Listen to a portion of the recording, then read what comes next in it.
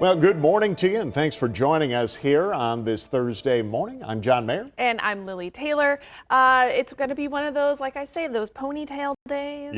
Inside, Bree, we're going to see her in just a second, has the right idea. She's got her hair up. So if you got long hair like us gals here, put them up. Or like John, take a note from John. Use a lot of hairspray. Yeah, just as much as you possibly can. Make it a hair mitt out there. But yeah, I will say, thankfully, not as rough as yesterday. Yeah.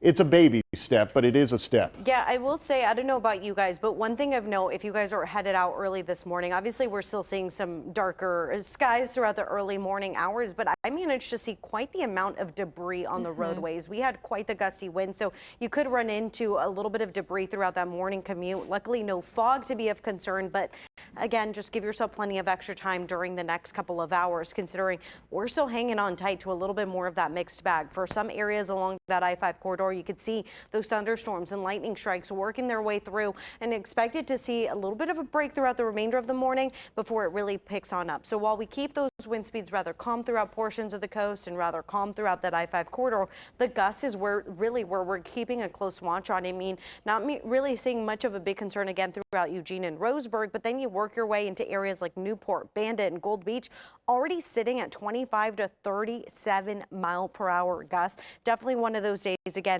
you want to keep a close watch on any of those decorations you still got out. Make sure if it's trash day, your trash can may end up in your neighbor's yard. So through the afternoon hours is where the rain showers continue to work through before we get that next break through your Friday. Of course, so we'll dabble into what's expected heading into the weekend coming up in just a bit. LSB Live is sponsored by Alpha Towing and Recovery. All right, thank you, Bree. Time now for a look at our morning traffic watch. Our live shot buddy currently on I-5 south of Eugene at the Saginaw overpass. Roads are wet. When I came into work, it got a little bit of sprinkles, so definitely some wet roads out there. And there are also some high water reported in Coos Bay area, so that might cause a little bit of a delay in the Bay area there. Other than that, here a little bit more locally in the Eugene-Springfield area, we're not seeing too much to slow you down regarding accidents or delays. We're seeing, I would say, light to medium traffic where our live shot buddy is right now, but we're still dealing with those really dark mornings. So you definitely want to give yourself enough time. Like Bree mentioned, there might be some debris on that road, so you're not in a hurry and can react quickly to those debris and just kind of take a slow drive this morning. But other than that, we're not seeing very much to impact your Thursday morning commute. So I think it's a thumbs up kind of morning. Thanks for the check-in, LSB.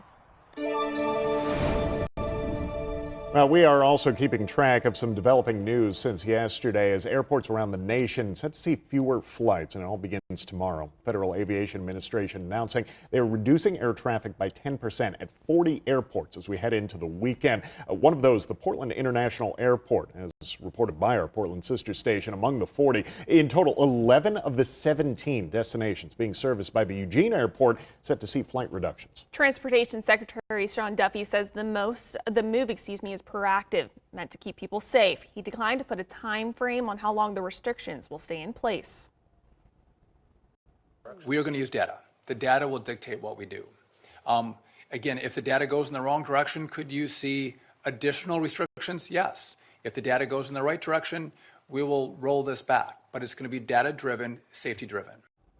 Secretary Duffy and FAA Administrator Brian Bedford were set to meet with airline executives to discuss how to safely implement these changes. Air traffic controllers have been working without pay during the government shutdown. Staffing shortages have prompted flight disruptions and delays at airports across the country. And the USDA will revise plans for partial SNAP benefit payments this month.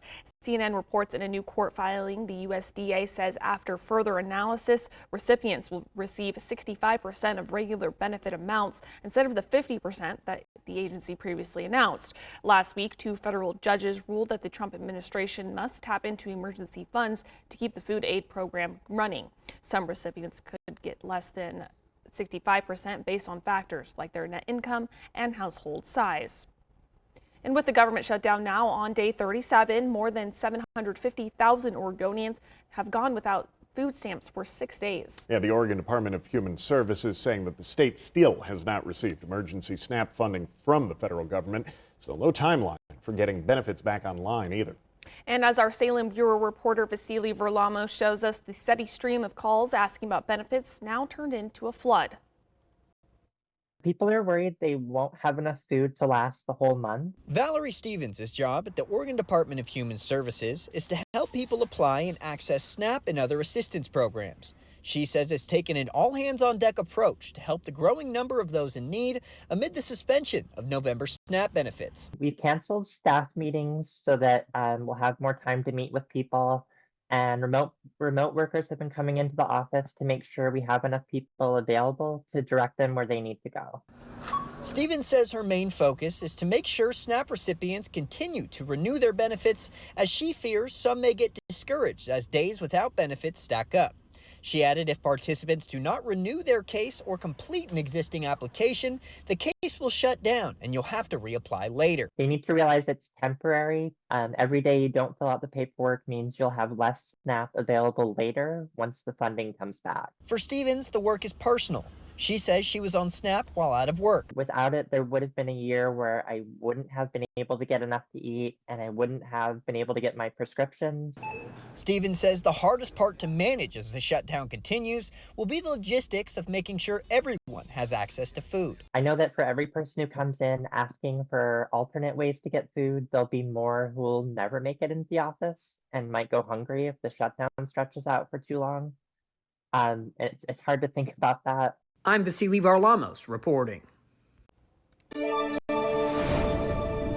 Well, now over to an election update after voters in the South Lane Fire and Rescue District voting down a 5-year local option levy. The measure would have replaced the current levy with a new rate of 94 cents per $1,000 of assessed property value. 54% of voters have said no to the measure. Now, the South Lane Fire and Rescue's Firefighters Union did respond to those results yesterday, saying in part, quote, due to our high call volume and lack of staffing, Chief Wooten has indicated that some non-emergency programs will need to be evaluated for reduction or elimination. For example, the Fire Med program currently under review. Once final decisions are made, an official release will outline the specific changes the community can expect.